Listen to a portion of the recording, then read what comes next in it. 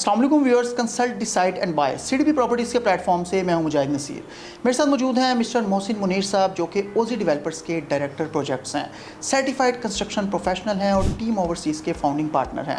क्या हाल है मोहसिन भाई आपके? जी थैंक यू मुजाहिद भाई, अल्लाह का शुक्र। आप सुनाएं। मोहसिन भाई बहुत शुक्रिया, आपने टाइम दिया। लास्ट वीडियो जो हमने बनाई थी अल्हम्दुलिल्लाह बहुत ज़बरदस्त कमेंट्स और बेहतरीन फीडबैक क्लाइंट्स का उस पर आया, क्योंकि टेक्निकल डिटेल्स नॉर्मली मिल नहीं रही होती क्लाइंट्स को बहुत सारे प्लेटफॉर्म से। मोहसिन भाई आज का हमारा टॉपिक जो है वो भी बहुत इंपॉर्टेंट है। आज हम आपसे ये जानना चाहेंगे कि हमारे पास बहुत से क्लाइंट्स ऐसे आते हैं जिनको नॉर्मली बजट का इशू नहीं होता, जिनके सामने सिर्फ एक पैरामीटर होता है, उनको घर चाहिए, कंस्ट्रक्शन करवानी है और जल्द अज जल्द चाहिए। कुछ लोग कहते हैं 3 माह में, 6 माह में, 7 माह में, 10 माह में।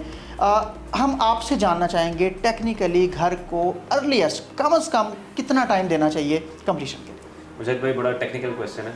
देखें, एक हम कैटेगराइज कर लेते हैं, 5 मरला, 8 मरला, 10 मरला, 1 कनाल। हम इन चारों सिनेरियोज को डिस्कस कर लेते हैं। मेरे तजर्बे के मुताबिक 5 मरले का घर ग्रे स्ट्रक्चर कम से कम 3 महीने देने चाहिए उसको। देखें, मार्केट में मुझे पता है कि 2 महीने में भी घर बन रहा है 5 मरले का ग्रे स्ट्रक्चर, 1.5 महीने में भी लोग बना के छोड़ देते हैं कि जी हमने ग्रे स्ट्रक्चर बना दिया। लेकिन उसमें से बड़ी SOPs हैं, टेक्निकल SOPs हैं जो कि आपके लिए इग्नोर हो रहे होते हैं और वो बिल्डिंग की ओवरऑल जो लाइफ है उसके लिए पॉजिटिव रिजल्ट नहीं दे रहे। तो मेरे नज़दीक 5 मरले का ग्रे स्ट्रक्चर का आइडियल टाइम 3 मंथ्स है और उसके बाद आप 2 महीने में उसकी फिनिशिंग करके तो 5 महीने में एक 5 मरले का घर आप रेडी कर सकते हैं। असल चीज़ है कि आप किस टाइम पे स्टार्ट कर रहे हैं। जो प्रोजेक्ट स्टार्ट करने का टाइम है वो कुछ भी है, 5 मरला, 8 मरला, 10 मरला, 1 कनाल। जो प्रोजेक्ट का स्टार्टिंग टाइम है वो बेस्ट टाइम है जनवरी, फरवरी, मार्च, अप्रैल। ये 4 महीने जो से हैं ये बेस्ट टाइम है प्रोजेक्ट को स्टार्ट करने का। उसका रीज़न क्या है वो मैं आपको बताता हूँ। अगर आप प्रोजेक्ट जाके मई में स्टार्ट करते हैं या जून में स्टार्ट करते हैं तो उसका कुछ ना कुछ पार्ट जाके मानसून में आ जाएगा।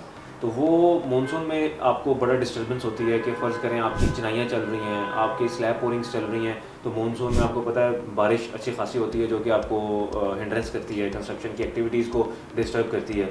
तो आपका अगर प्रोजेक्ट इन 4 महीनों में शुरू हो रहा हो तो वो बड़े आइडियल टाइम के ऊपर ख़त्म हो रहा होगा। और सेकेंडली जब आप उसकी फिनिशिंग कर रहे होंगे तो उसको गर्मियों की धूप लग चुकी होगी। धूप ज़रूरी है, धूप बड़ी ज़रूरी होती है। देखिए हमारे बड़े कहते थे कि घर जो सा वो एक दफ़ा बनाओ उसको 1 साल की धूप लगवाओ। उसके अंदर देखिए कुछ ना कुछ लॉजिकल रीजंस थे।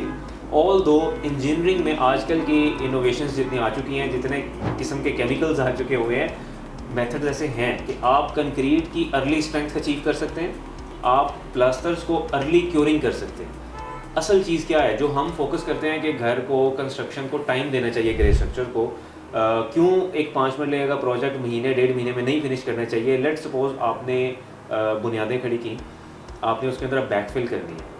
बुनियादों के अंदर जो आपने ब्रिक्स यूज़ की हैं और जो मोटर यूज़ की है मसाला उसको लगाने के लिए, वो अपनी स्ट्रेंथ टाइम के साथ पकड़ता है।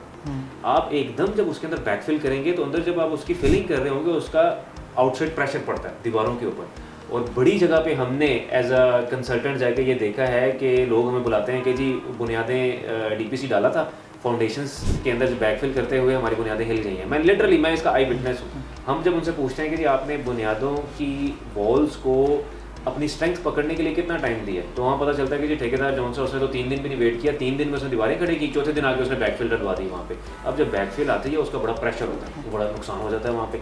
अब ठेकेदार तो ये कोशिश करेगा कि उस नुकसान को इग्नोर करेगा, मालिक को बताएगा नहीं, लेकिन वो आपके लिए, घर के लिए, एक स्ट्रक्चरल इंटेग्रिटी के लिए खतरनाक हो सकता है। ये एक एग्जांपल है। इसके बाद आपने लेट्स सपोज ग्राउंड फ्लोर की आपने ब्लॉक वर्क कर लिया, उसके ऊपर अब आपने शटरिंग की और आपने लेंटर डाल दिया, स्लैब पोरिंग कर दी। हम इसको टेक्निकल वर्ड स्लैब पोरिंग होता है। इसके ऊपर अगले ही दिन हमने देखा है कि लोग ऊपर दोबारा ईंटें फेंक के ब्रिक वर्क शुरू कर देते हैं ऊपर वाले फ्लोर की वॉल्स का, जो कि मेरे नज़दीक इंतहाई गलत प्रैक्टिस है। आपको एटलीस्ट 7 से 8 दिन फुल ऊपर क्योरिंग के लिए काम को बिल्कुल रोक देना चाहिए, बंद कर देना चाहिए। आपको सिर्फ क्योरिंग करनी चाहिए। हाँ, अगर आपके पास कोई मजबूरी है और आपके पास वक्त नहीं है तो जो आपने ग्राउंड फ्लोर की स्लैब पोरिंग की थी ना, उसमें फिर सर्टेन केमिकल्स मिलते हैं जो कि अर्ली स्ट्रेंथ अचीव करवाते हैं। वो एक्सपेंसिव होते हैं, आप फिर वो केमिकल्स यूज़ कर रहे हैं। अगर आप वो केमिकल यूज़ नहीं कर रहे तो आपने एटलीस्ट 7 से 8 दिन, अगर हो सके तो 10 दिन भी रुकें, आपने ऊपर सिर्फ पानी का पॉन्ड एक क्रिएट कर देना कि वो कंक्रीट जो सी है वो पानी को जज्ब करती रहे और वो कंक्रीट अपनी स्ट्रेंथ पकड़ ले। तो इसी तरह आप एक 10 मरले का घर ले लें, आप 1 कनाल का घर ले लें, 10 मरले के ग्रे स्ट्रक्चर को आपको 5 महीने देने चाहिए। 5 महीने से पहले जो भी ग्रे स्ट्रक्चर पूरा हो रहा है उसके अंदर कहीं ना कहीं क्वालिटी कॉम्प्रोमाइज़ हो रहे हैं, स्ट्रक्चरल इंटेग्रिटी को डिस्टर्ब किया जा रहा है। 1 कनाल का आप घर ले रहे हैं, 1 कनाल का जो ग्रे स्ट्रक्चर है आपको उसको 7 से 8 महीने देने चाहिए। और प्रोवाइडेड कि वो आइडियल सीज़न में शुरू हो चुका हो जो हमने बताया, जनवरी, फरवरी, मार्च, अप्रैल, या अगर आप इन 4 महीनों में शुरू नहीं कर सके तो फिर 15 सितंबर के बाद, क्योंकि 15 सितंबर को जाके आपका मानसून सीज़न ख़त्म हो जाता है, 15 सितंबर के बाद जाके फिर अक्टूबर, नवंबर, दिसंबर, ये आपका बेस्ट टाइम है प्रोजेक्ट स्टार्ट करने के लिए।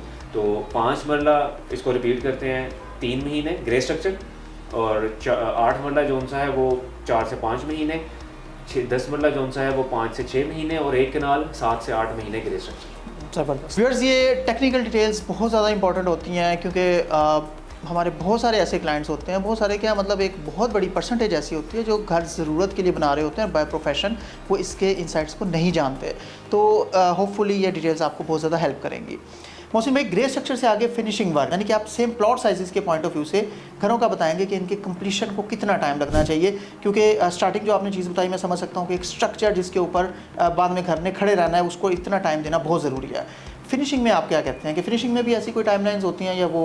मुजाहिद भाई, फिनिशिंग में ये मैटर नहीं करता। आप ग्रे स्ट्रक्चर बनने के बाद जब आपने उसको ग्रे स्ट्रक्चर को टाइम दिया ना, तो उसकी स्ट्रक्चरल इंटेग्रिटी जो सी है वो कायम है, वो उसमें कोई भी क्वालिटी कॉम्प्रोमाइज़ नहीं हुआ। अगर आपने उसको जिस चीज़ को जो टाइम देना था वो दिया है। अगर आप टाइम नहीं दे सकते थे तो आपने फिर केमिकल्स या वो वाली टेक्निक्स इंजीनियरिंग की यूज़ की हैं जो कि उसको अर्ली स्ट्रेंथ दे रही हैं। अब आ जाते हैं फिनिशिंग के ऊपर। फिनिशिंग 5 मरले की आप चाहे 10 दिन में करें, चाहे 2 महीने में करें, चाहे 6 महीने में करें, वो उस पर मैटर नहीं है, उसका कोई क्वालिटी के ऊपर कोई फ़र्क नहीं पड़ेगा। ऑल दो एक 5 मरला घर है नॉर्मल 1 महीने से 2 महीना ले जाता है फिनिशिंग के लिए। वो आपको पता है आजकल के जो घरों में इंटीरियर के इतने एलिमेंट्स होते हैं उसमें बनने में टाइम लगता है। फॉर एग्जाम्पल फाइनलाइज होने में बहुत टाइम लग जाता है। मैं आपको छोटी सी एग्जांपल दूंगा, इसके ऊपर हम एक अलग टॉपिक पूरा कर लेंगे वुड के ऊपर, कि आजकल आपको पता है घरों में वो टाइम तो रहा नहीं है कि सादे दरवाजे जो उनसे प्लाइयों के बने हुए लग जाते थे। अब तो सेमी सॉलिड और बड़े कार्विंग वाले डोर्स आ रहे होते हैं, आपकी डोर फ्रेम्स लग रहे होते हैं, जैम फ्रेम्स लग रहे होते हैं, और ये सारे सॉलिड वुड में लग रहे होते हैं। अब आप मार्केट जाते हैं, आप सॉलिड वुड ले आते हैं, आप देखते हैं वो सीजनड है नहीं सीजनड है, जैसे ही आती है आप उसकी कटिंग करके दरवाजे बना देते हैं, पता लगता है घर खत्म होने से पहले दरवाजे टेढ़े हो गए। अब वो लोगों को अक्सर नहीं पता होता वो किस लिए हुए हैं। तो लकड़ी किस मौके पे परचेज करनी होती है, कैसे, इसके ऊपर हम एक अलग टॉपिक जो है वो फ्यूचर में कर लेंगे। तो फिनिशिंग को आप टाइम दें ना दें उसमें देखें आपकी इंटीरियर डिज़ाइन के ऊपर डिपेंड करता है और आपके कैश फ्लो के ऊपर डिपेंड करता है। आइडियल टाइम 5 मरले के लिए 1.5 से 2 महीने फिनिशिंग, 3 महीने ग्रे स्ट्रक्चर, 2 महीने फिनिशिंग, तो आपका 5 महीने में 5 मरले का घर खत्म हो गया। अब आ जाए आप 8 मरले के घर के ऊपर। हम ग्रे स्ट्रक्चर में 8 मरले को दे रहे थे 4 से 5 महीने, आप फिनिशिंग को भी आप 3 से 4 महीने दें तो 7 से 8 महीने में एक 8 मरले का घर बड़ा अच्छा बन सकता है। 10 मरले की बात करें तो हम इसको 6 महीने दे रहे हैं ग्रे स्ट्रक्चर में और 4 महीने हम दे रहे हैं इसको फिनिशिंग के ऊपर। तो 9 महीने 8-9 महीने में 10 मरले का घर बन जाए, ये एक आइडियल टाइम है।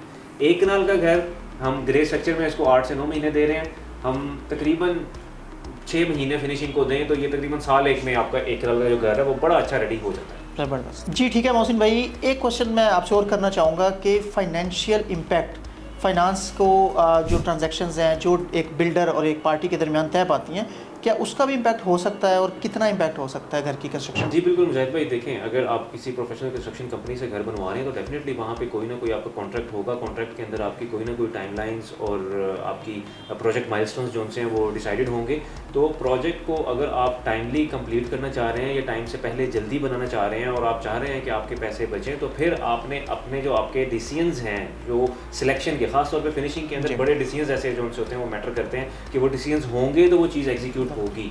अगर वो टाइमली आप डिसीजंस लेंगे, आपका प्रोजेक्ट जो सा है वो टाइमली कंप्लीट होगा तो उसमें डेफिनेटली आपको फाइनेंशियल बेनिफिट होगा। लेकिन आपने हमेशा एक चीज़ का ख्याल रखना है कि फाइनेंशियल बेनिफिट एक चीज़, क्वालिटी कॉम्प्रोमाइज़ नहीं होनी चाहिए घर को जल्दी बनाते हुए। जो हमने पिछले आपको पार्ट में बताया कि ग्रे स्ट्रक्चर के अंदर तो आपने बिल्कुल भी जल्दी नहीं करनी कि जी मैं महीना पहले प्रोजेक्ट ख़त्म कर लूँ और मेरी साइड के ऊपर 25,000 30,000 या लाख रुपए की बचत हो जाएगी, मेरे बिल कम आ जाएंगे वहाँ पे, या मेरा चौकीदार की तनख्वाह जो सी है वो बैलेंस रखना बहुत ज़रूरी है। तो बैलेंस रखना ज़रूरी है कि आपने क्वालिटी को मेक श्योर करना है कि आपकी किसी भी किस्म की स्ट्रक्चरल इंटेग्रिटी जो सी है वो डैमेज ना हो रही हो। तब आपके डेफिनेटली जितना जल्दी आप प्रोजेक्ट खत्म कर रहे होंगे आपके पैसे बच रहे होंगे और हो सकता है आप कहीं ना कहीं एस्केलेशन को भी किसी भी बच रहे होंगे। पाकिस्तान की मार्केट में एस्केलेशन प्राइस जो फ्लक्चुएशन है वो बड़ी तेज़ी से हो रही होती है, लेकिन end of the day quality is top priority. बहुत शुक्रिया। व्यूअर्स, आज की वीडियो में मोहसिन भाई ने जो ब्रीफिंग दी, होपफुली ये बहुत ज़्यादा आपके लिए यूज़फुल इन्फॉर्मेशन साबित होगी। और ये हमारे कुछ क्लाइंट्स का फीडबैक ही होता है, उनकी कुछ इंक्वायरीज़ ही होती हैं जिनकी बेस पर इस तरह के टॉपिक्स कवर हो रहे होते हैं। अगर आप भी चाहते हैं कि आपकी रिक्वायरमेंट, आप जो टेक्निकल डिटेल्स रिक्वायर्ड है, जो नॉलेज आपको रिक्वायर्ड है, उसके लिए आप मोहसिन भाई की राय लेना चाह रहे हैं, उनसे जानना चाह रहे हैं, being a certified construction professional, Mohsin भाई से हम टाइम लेते रहेंगे और आपके लिए इस तरह की यूज़फुल इन्फॉर्मेशन लाते रहेंगे। मज़ीद किसी तरह की इंक्वायरी के लिए आप हमारे दिए हुए नंबर पर व्हाट्सएप कर सकते हैं। इसके अलावा हमारी वेबसाइट है www.cdbrealestate.com, इस पर भी एट एनी टाइम इंक्वायरी कर सकते हैं। आपके टाइम का बहुत शुक्रिया। Thank you very much. अल्लाह हाफिज़।